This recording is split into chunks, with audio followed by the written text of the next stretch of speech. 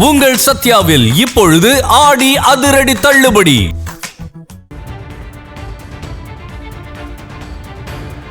அண்மை செய்தி. 100 நாள் வேலை திட்டத்திற்கு மாற்றாக ஒன்றிய பாஜக அரசு கொண்டு வந்த பிபிஜி ராம்ஜி திட்டத்தில் வேலை நாட்கள் பாதியாக சரிவு. பிபிஜி ராம்ஜி திட்டம் அமல்படுத்தப்பட்ட முதல் மாதத்திலேயே ஊரக வேலை நாட்கள் பாதியாக சரிந்துள்ளது அம்பலமாகியுள்ளது. மகாத்மா காந்தி பெயரிலான தேசிய ஊரக வேலைவாய்ப்பு திட்டத்துக்கு மாற்றாக ஜூலை 1 முதல் பிபிஜி ராம்ஜி திட்டத்தை ஒன்றிய அரசு அமல்படுத்தியது.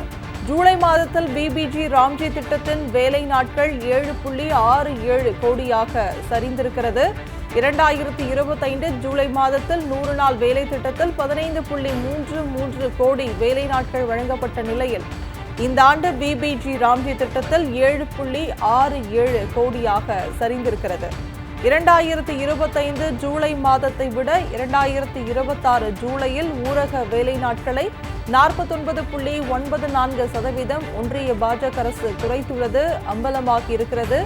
ஊரக வேலை திட்டத்தில் 2025 ஜூலையில் 1.42 கோடி குடும்பங்கள் பயன்பெற்ற நிலையில் 2026 ஜூலையில் 68.94 லட்சம் குடும்பங்கள் மட்டுமே பயன்பெற்றுள்ளன.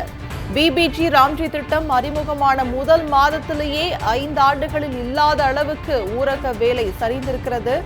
அண்மை செய்தியாக பார்த்துக் கொண்டிருக்கிறோம்.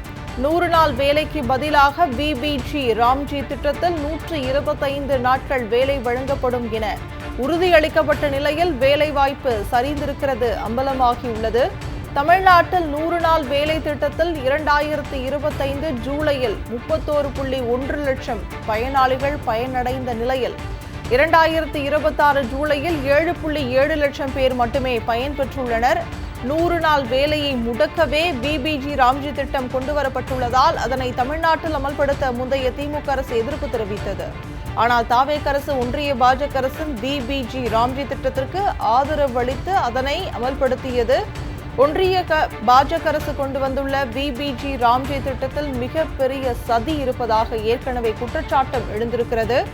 யாருடைய கருத்தையும் கேட்காமல் ஒன்றிய பாஜக அரசின் பிபிஜி ராம்ஜி திட்டத்தை தாவேக அரசு அமல்படுத்தியதால் தமிழ்நாட்டிலும் கடும் பாதிப்பு ஏற்பட்டிருக்கிறது. அண்மை செய்தியாக பார்த்துக் கொண்டிருக்கிறோம். உங்கள் சத்யாவில் இப்பொழுது ஆடி அதிரடி தள்ளுபடி.